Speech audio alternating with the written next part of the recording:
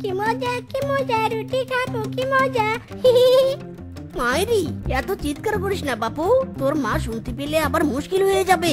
হায় হায় রে, এসব কি করছো তুমি? হায় হায় রে, সর্বনাশ হয়ে যাবে দেখছি। বাপ ছেলে মিলে কি তোমরা আমার সংসারটাকে গিলে খেতে চাইছো নাকি? দাও বলছি, দাও, রুটি দাও। বউ, কি করছো তুমি? ছোট একটা রুটি, তাও আবার স্কেল দিয়ে মেপে ভাগ করেছি। তো কি হয়েছে, একটা রুটি তোমরা একেবারে খাবে নাকি? এই অর্ধেক রুটি নাও। টাকা খরচ করে একটা পুরো রুটি যখন কিনেছো, তবে এই অর্ধেক রুটি খেয়ে বাপ ছেলে আজকের দিন কাটাবে, আর বাকি অর্ধেক কাল। আমি না হয় জল খেয়ে থাকবো।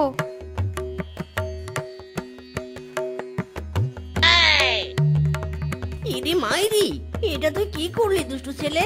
পুরো রুটিটা খেয়ে নিলি যে, এবার তো আমাকে না খেয়ে থাকতে হবে। দে বলছি, দে রুটি দে।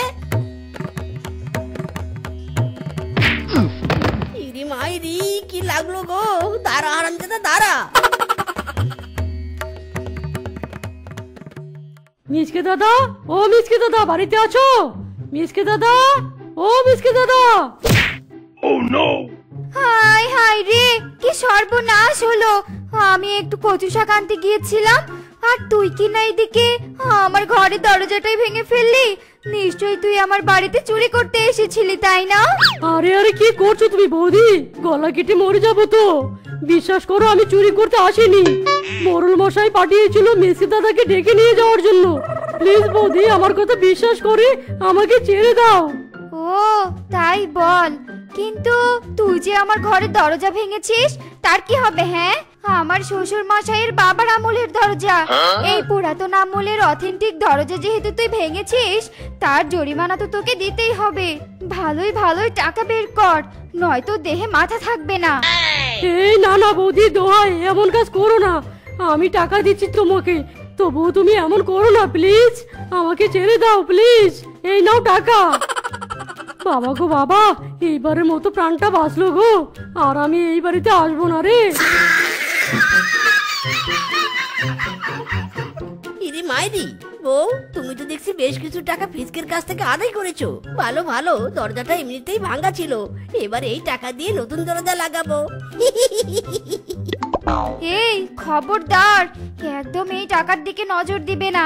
এই টাকা জমাবো, আর তুমি এই দরজা জোড়া তালি দিয়ে ঠিক করো, আর আমাকে একটু টাকা জমাতে দাও।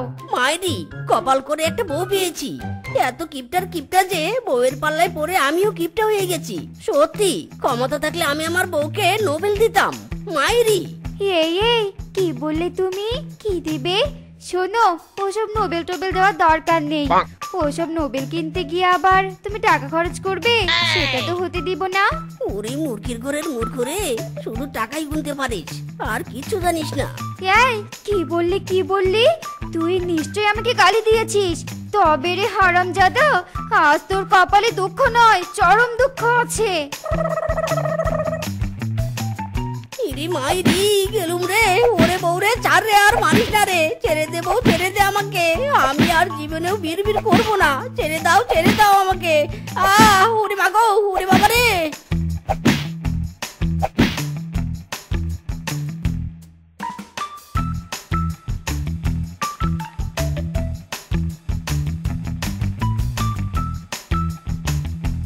কি রে গুজ্জু, জুতা পরিসনি কেন? তোর পায়ে লাগে না? জুতাগুলো তো তোর মায়ের হাতেই আছে, নিয়ে পর। আরে শেফা, ছেলেটাকে এভাবে খালি পায়ে হাঁটিয়ে নিয়ে যাচ্ছিস কেন? ছেলেটার পায়ে লাগে না বুঝি? না লাগে না, খালি পায়ে হাঁটতে হাঁটতে আমার ছেলের পা শক্ত হয়ে গেছে। আর জুতো পরে যদি সব সময় হাঁটে, তবে তো বারবার জুতো কিনতে হবে। কত টাকা নষ্ট করতে পারবো না বাপু। চল তো গুড্ডু, তাড়াতাড়ি চল। ও মা, তারা দিচ্ছ কেন? বেলি ডোরা তো কি সুন্দর জুতা পরে হাঁটছে, আমাকেও জুতা পরিয়ে দাও না মা। দাও না মা, প্লিজ জুতা পরিয়ে দাও। তোর তো সাহস কম নয় গুড্ডু, অন্যের ছেলে মেয়ে জুতো পরা দেখে তুইও জুতো পরতে চাইছিস? বেলি আর ডোরা পটি করতে চাইলে কি তুইও পটি করতে চাইবি? এত বড় সাহস তোর! ও মা গো!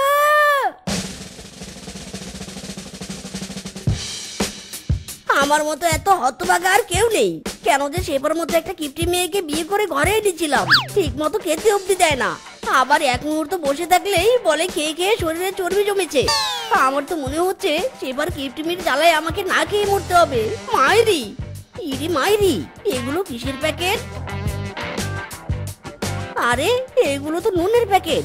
আমার বউ তো সারাদিনে একবার রান্না করে, দুই যুগেও তো এতগুলো নুন শেষ হওয়ার কথা নয়। তাছাড়াও আমি তো এত নুন কিনিনি। শেফা, এই শেফা, এদিকে একবার আসো তো। কি হয়েছেটা কি? বাড়িতে চোর পড়েছে নাকি ডাকাত পড়েছে? তুমি এভাবে চিৎকার করছো কেন? চোর ডাকাত পড়া তো অন্য ব্যাপার। আগে বলো, এত নুনের প্যাকেট এখানে কি করে এলো? তুমি এত নুন কবে কিনলে? তো তুমি কে বলছো এসব কথা? আমি এত নুন কিনবো কেন? তো তোমার কি মাথা খারাপ হয়েছে নাকি? হ্যাঁ, এতগুলো নুনের প্যাকেট কিনতে যে টাকা চলে যাবে সেটা ভাবলেই তো আমি ডিপ্রেশনে চলে যাব। মাইরি, সেটাই তো ভাবছি আমি। তোমার মতো কুঞ্জুস এত লবণ কিনতেই পারে না, ইম্পসিবল। হ্যাঁ, তুমি ঠিকই ভেবেছো, আমি নুন কিনিনি। এখন তুমি যাও, ঝাড়ু দাও, আমি এগুলোর ব্যবস্থা করছি।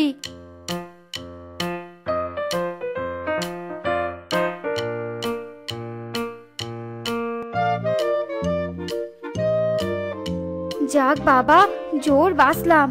আজ তো সব উল্টে পাল্টে যাচ্ছিল।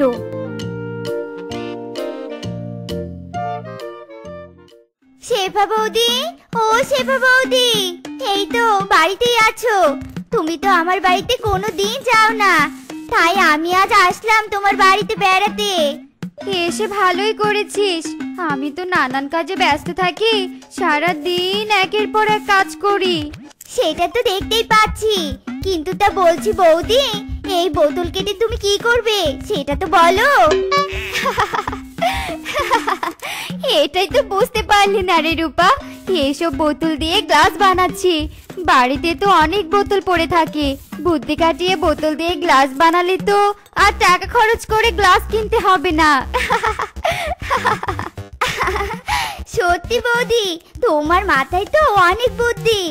এইসব কিপটেমি বুদ্ধির জন্যই তো তোমার নাম জিনিস বুক, না না না, গিনিস বুকে আছে, সেখানে লিখে রাখতে হবে, বুঝেছো? আহা, কি যে বলিস না রূপা, ওইসব বুকে টুকে আমার নাম লিখতে হবে না। তুই আবার দাঁড়িয়ে আছিস কেন? কই গো, কোথায় গেলে?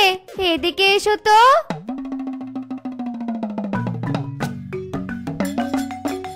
কি হলো বউ, কেন ডাকছো? কোনো দরকার? এলে তো এলে, একেবারে খালি হাতে এলে। একটা চেয়ার তো নিয়ে আসতে পারলে না, রূপাকে বসতে দিতে হবে না? মাইরি, সেটা ঠিক, কিন্তু তুমি তো একবারও আমাকে চেয়ার নিয়ে আসতে বললে না। আচ্ছা আচ্ছা, আগে বলিনি তো কি হয়েছে, এখন বলছি। যাও, এক্ষুনি চেয়ার নিয়ে এসো, রূপাকে বসতে দাও। আরে আরে, চেয়ার লাগবে না গো বৌদি, আমি বসবো নে, তোমার সাথে দেখা করতে এসেছিলাম। আর তোমার বুদ্ধিযুক্ত কর্মকাণ্ড দেখে আমি আর বসতে চাই না গো, আমি আজ আসি, কেমন?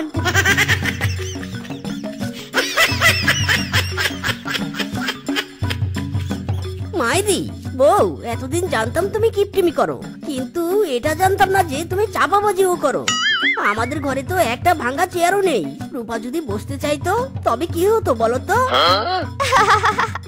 কিচ্ছু হতো না, কারণ রূপা তো বসতে চাইলেও আমি বসতে দিতাম না। কথায় কথায় সময় পার করে রূপাকে ঠিকই তাড়িয়ে দিতাম। সাব্বাস বউ, সাব্বাস, তোমার মতো বউ হাজার পুণ্যের ফল। এখন তো আমারও মন চাইছে তোমার কপালে কপাল ঢুকে এইসব টেকনিক শিখে ফেলি।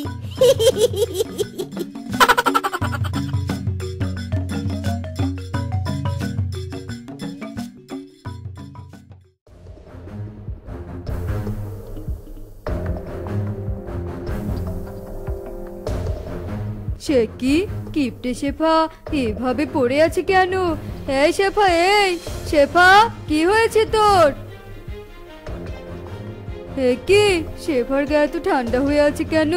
শেফা আবার মরে টরে গেল নাকি? এই শেফা, এই মিচকে, গুড্ডু, কোথায় তোরা? জলদি পুকুর ঘাটে আয়, মিচকে।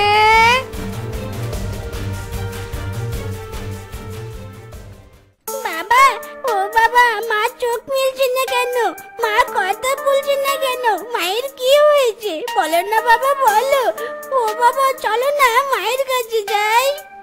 বাবা, এখন যে তোর মায়ের কাছে যাওয়া যাবে না, তোর মা যে ভীষণ অসুস্থ। কি থেকে যে কি হয়ে গেল আমি তো কিছুই বুঝতে পারছি না বাবা। আরে আরে করছেন কি পেশেন্টের কাছে গিয়ে এভাবে কথা বলবেন না, পেশেন্টের প্রবলেম হবে।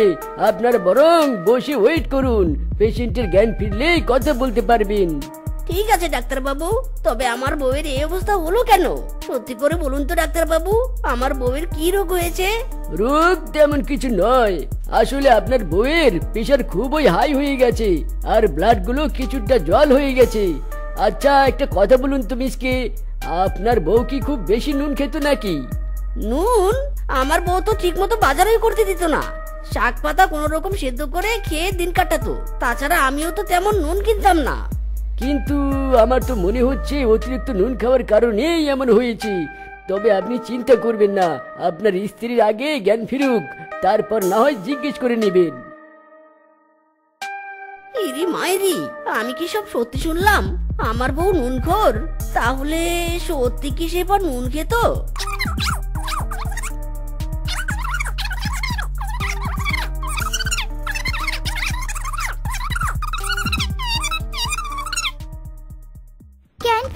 জ্ঞান ফিরেছে, পেশেন্টের জ্ঞান ফিরেছে। আপনারা যান, দেখা করে আসুন। যান, আপনার স্ত্রী আপনাকে খুঁজছে।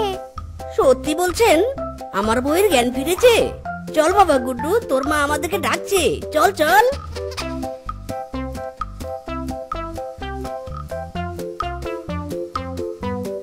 আয় বাবা গুড্ডু, আয় আমার কোলে আয়। সোনা ছেলে আমার, কেঁদে কেঁদে চোখ মুখ ফুলিয়ে ফেলেছিস। আয় বাবা আয়। সুস্থ তো হয়ে গেলে, এবার বলো তো শেফা, তুমি এত নুন খাওয়ার টাকা কোথায় পেয়েছো? আমার কাছে লুকিয়ে কোনো লাভ নেই, সত্যি করে বলো। আর সত্যি করে না বলেও কোনো লাভ নেই, কারণ আমি জেনে গেছি তুমি নুন খাওয়াবো।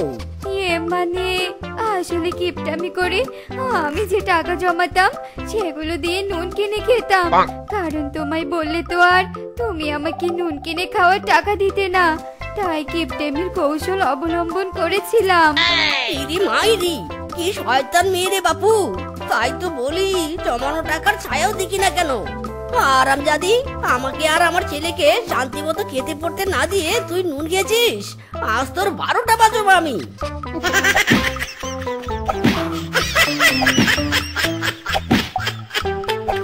একা ও পাখি তুমি উইরা উইরা আসো, উইরা উইরা আইসা তুমি আমার ডালে বসো। টাকা ও পাখি তুমি উইরা উইরা আসো, উইরা উইরা আইসা তুমি আমার ডালে বসো। আরে আরে, এই মেয়ের কি মাথা খারাপ হয়ে গেছে নাকি? এই সন্ধ্যেবেলায় পুকুরে এভাবে ডুবছে কেন? হ্যালো লেডি, শুনতে পাচ্ছেন? আপনার কি কোনো প্রবলেম নাকি? প্রবলেম মানে বিগ প্রবলেম। আসলে আমার এসিতে থাকার অভ্যাস তো, তাই গ্রামে এসে গরম সহ্য করতে পারছি নে, তাই সুইমিং পুলের ফিল নিতে পুকুরে ভেসে গোসল করছি। আসলে আমার বাবার বাড়িতে প্রত্যেকটা বাথরুমে সুইমিং পুল আছে তো, তাই পুকুর আর সুইমিং পুলটাকে গুলে ফেলেছি। ইরি মাইরি, এ তো দেখছি ধনির দোলালি। একে পটাতে পারলে আমার ফিউচার সেট হয়ে যাবে। আপনি তো তাহলে বেশ বিপদে পড়েছেন। আসলে আমিও তো অনেক বড় বিজনেস ফক্স, ভাগ্যিস সাইকেল নিয়ে হাওয়া খেতে বেরিয়েছিলাম, নয়তো আপনার সাথে আমার কখনোই দেখা হতো না। মাইরি, আরে বাজ, তবে তো এই শিয়াল কোটিপতি। বাট কিন্তু আপনি এত ধনী, তবে এত ভাঙা সাইকেল নিয়ে ঘুরছেন কেন? আপনার তো মার্সিডিসে চড়ে ঘোরার কথা। আর বলবেন না সে কথা ম্যাডাম, মার্সিডিসটা আমার ম্যানেজার নিয়ে গেছে বিজনেসের কাজে, আর আমি বিএমডব্লিউ নিয়ে ঘুরতে বেরিয়েছিলাম। কিন্তু পথেই দেখলাম এক প্রেগনেন্ট মহিলা ডেলিভারি পেনে কাতরাচ্ছে, তাই ওনাকে গাড়িটা দিলাম হাসপাতালে যাওয়ার জন্য। আর একজন তো আবার আমার উদারতা দেখে আমাকে এই সাইকেলটা গিফট করলো। সদ্য শেখা খেয়েছি কিনা আজকাল উদাস লাগছে। মাইরি, আরে বাজ, বলেন কি? আপনার মতো হ্যান্ডসাম আর ধনী শিয়ালকে কেউ কি ছেকা দিতে পারে নাকি? আপনার মতো ছেলে পেলে তো আমি মাথায় নয় পায়েও নয় হার্টে জায়গা দিতুম আর ডিরেক্ট বিয়ে করে নিতুম। ইরি মাইরি, সত্যি বলছেন আপনি? আপনার জন্য আমি রাখবো জীবন বাজি। প্রথম প্রেমিকাকে ছেঁকা দিয়ে ডাকবো এবার কাজী, করবো এবার বিয়ে। তাই নাকি? তবে করছেন কেন দেরি? চলুন তাড়াতাড়ি।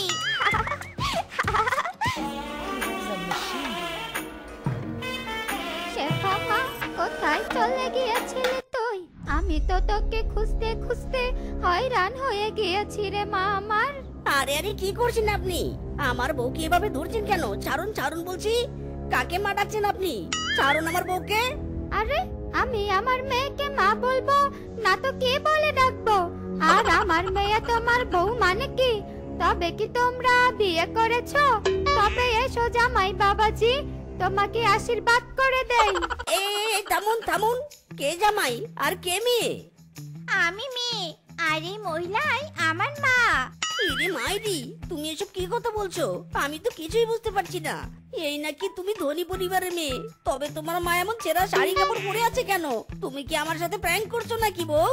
না গো না, আমি আমার বিয়ে করা স্বামীর সাথে এভাবে প্র্যাঙ্ক করব কেন? না মানে আমি তো আসলে তোমাকে বিয়ে করার জন্য চাপাবাজি করেছিলাম আর কি। ইরে মাইরি, বলো কি? নিজে চাপাবাজি করতে করতে আরেক চাপাবাজের খপ্পরে ফেসে গেলাম। আয় আয় রে, এ কি হলো রে? হারামজাদা, তোকে আমি কত কষ্ট করে বড় করেছি। বাড়ি বাড়ি ঝিয়ের কাজ করে তোকে খাবার এনে খাইয়েছি, আর তুই কিনা আমাকে না জানিয়ে বিয়ে করে বউ বাড়িতে আনলি। মা লাগছে, থামা বলছি, আর মেরো না। আমি লোভে পড়ে বিয়ে করেছি মা। এই মেয়ের লোভে পড়ে বিয়ে করেছি, মাইরে বলছি। কি কি বললি তুই? লোভ? কি বলতে চাইছো তুমি? বিয়ের একদিন যেতে না যেতেই মায়ের সামনে বইয়ের নামে নালিশ করতে চাইছো? তুমিও তো কম চাপাবাজি করনি। বলছি, এই ভাঙা চালায় মার্সিডিজ BMW কোথায় রাখো বলো তো শুনি? আরে কি সার্কাস করছো তোমরা? আমি তো কিছুই বুঝতে পারছি নে।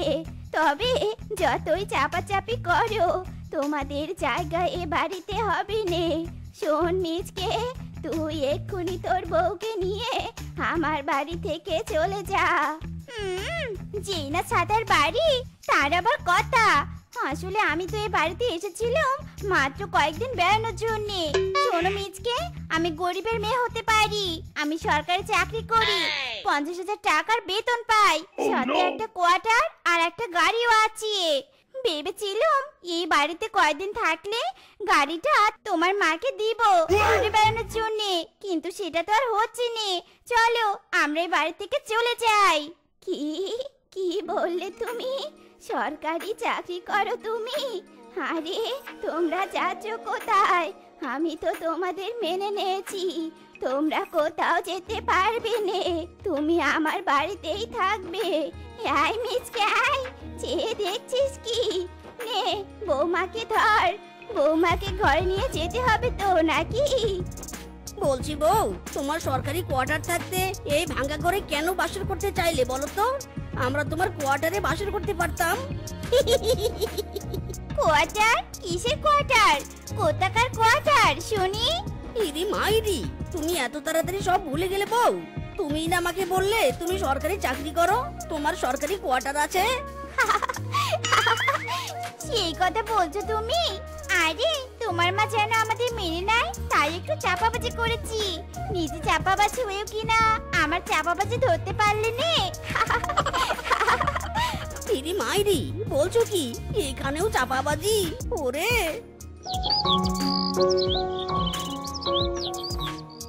ও আমার রসিয়া বন্ধু রে, তুমি কেন কোমরের বিছা হইলা না?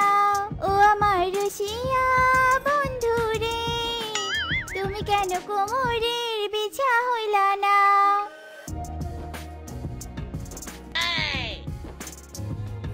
আরে আরে, কে তুমি? তোমাকে তো ঠিক চিনলুম নে। আর তুমি কিংকং দাদার গাছ থেকে লাউ চুরি করলে কেন? এই রে, ধরা খেলে তো খবর করে দিবে। যে করে হোক ব্যাপারটা ধামাচাপা দিতেই হবে। কি সব যাতা বলছেন আপনি? আমাকে দেখে কি আপনার চোর মনে হয়? শুনুন, আমি কোটিপতির বউ। এমন 2 পয়সার লাউ আমার বাড়িতে গড়াগড়ি করে। নেহাতি আমার স্বামী এই লাউ গাছ সহ সব লাউ কিনে নিয়েছে, তাই তো আমাকে লাউ তুলতে আসতে হলো। যত সব বোকা বোকা কথা। আজকাল বনে যে কি পরিমাণ চোরের উপদ্রব বেড়েছে। সকালে লাউটা দেখে গেলাম, এখন দেখছি উধাও। সে কি কথা কিংকং? তুই আবার লাউ খুঁজছিস যে? তুই নাকি লাউ সহ লাউ গাছ বিক্রি করে দিয়েছিস? এক্ষুনি তো একটা মেয়ে লাউ নিয়ে যাওয়ার সময় আমাকে এ কথা বললো।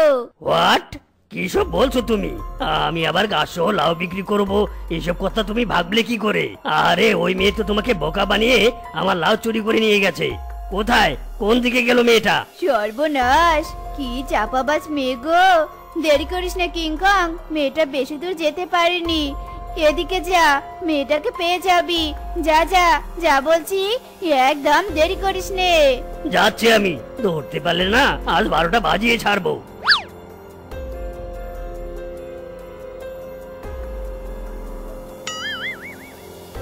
আরামজাদি, আমার দোকানের শাড়ি চুরি করে পালাবি কোথায়? ধরতে পারলে আজ একটা হাড্ডিও আস্ত রাখবো না। যাক বাবা, জোর বাঁচে বাঁচলুম। থ্যাংকু দাদা, থ্যাংকু। তোর ধন্যবাদ, তুই গেলি কা হারামজাদি? আমার কাছ থেকে সোনার গয়নাগুলো ভাড়া নিয়েছিলি কবে, সেটা কি তোর মনে আছে? তুই কি আমার গয়নাগুলো মেরে দিতে চাইছিস নাকি?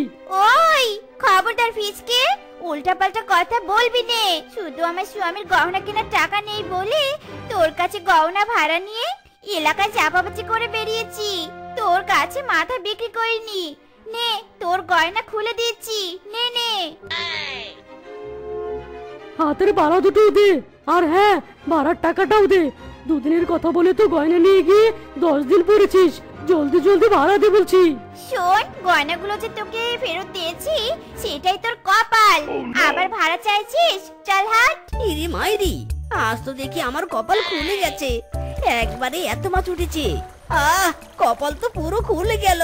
হ্যালো দর্শক, বন টিভিতে আপনাদেরকে স্বাগতম। আমি বানর, আর আপনারা দেখবেন বন টিভির খবর। আপনারা দেখছেন একটি ভাই জাল ভর্তি মাছ নিয়ে এদিকে আসছে। চলুন এবার আমরা ভাইটির সাথে কথা বলে আসি। হ্যালো ফক্সম্যান, সরি ফিশম্যান, কেমন আছেন আপনি? এসব মাছ আপনি কোথা থেকে আনলেন? কোথা থেকে আনবো আবার? আমার নিজের পুকুর থেকে নিজেই পরিশ্রম করে ধরে এনেছি। সাবাস, আপনি তো পুকুরে ভালো মাছ চাষ করেছেন। মাছ ছাড়াও আর কি কি চাষ করেন আপনি? মাইরি অনেক কিছু, শাকসবজি অনেক কিছু, এমনকি আমার পুকুরে পেঁপে গাছও আছে। বাবা, আপনি তো সফল পুকুর ব্যবসায়ী। কিন্তু ভাই, আপনি আমাকে একটা কথা বলুন তো, পুকুরে পেঁপে গাছ হয় কিভাবে? আমি তো এমন ঘটনা আগে শুনিনি। আমি এবং আমার দর্শকরা এই বিরল প্রজাতির পেঁপে গাছ দেখতে চাই। ইরে মাইরি, এভাবে কেস খেয়ে যাবো বুঝতেই পারিনি। এবার কি করে ম্যানেজ করি? পেঁপে গাছ তো দূরে থাকুক, আমার তো পুকুরই নাই। না না, কিছুতেই ধরা পড়লে চলবে না। হ্যাঁ হ্যাঁ, নিশ্চয়ই দেখাবো। তবে দাদা, আজ আমি খুব ব্যস্ত। আপনি পরশুদিন আমার বাড়িতে চলে আসবেন। সুপ্রিয় দর্শক, আপনারা বিরল প্রজাতির পেঁপে গাছের কথা তো শুনতে পারলেন। আপনারা নেক্সট পর্বে দেখবেন বিরল প্রজাতির সেই পেঁপে গাছ। ততদিন আপনারা অপেক্ষা করুন, বন টিভির সঙ্গে থাকুন। আমি বানর আবার ফিরে আসবো বন জঙ্গলের খবর নিয়ে। দেখতে পারছেন দর্শক শ্রোতা, পুকুরের পানিতে বিরল প্রজাতির পেঁপে গাছটা দাঁড়িয়ে আছে, আর গাছ ভর্তি কত পেঁপে ধরেছে। মাইরি, আর কতক্ষণ? দাদা জলদি শেষ করুন প্লিজ দাদা, বেশিক্ষণ এখানে থাকা যাবে না। তো দর্শক শ্রোতা, এই ছিল আমাদের প্রতিবেদন। দেখা হবে আগামী পর্বে। ধন্যবাদ। ধন্যবাদ দাদা, এমন পেঁপে গাছের সন্ধান দেওয়ার জন্য। নিন আপনার সম্মানী।